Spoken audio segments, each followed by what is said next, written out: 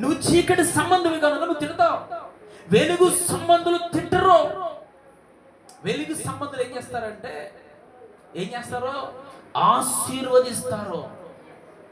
ఈ నోటితో ఆశీర్వదిస్తారు. ఎందుకంటే ఈ నోరు ప్రభువుది.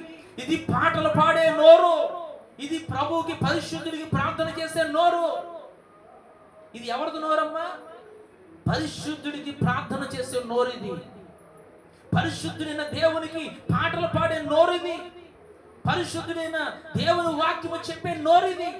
ఇలాంటి నోరుతో పనికిమాలిన మాటలు, వ్యర్థమైన మాటలు, బూతు మాటలు, ఇతరులు ద్వేషించే మాటలు ఎలా వస్తాయి?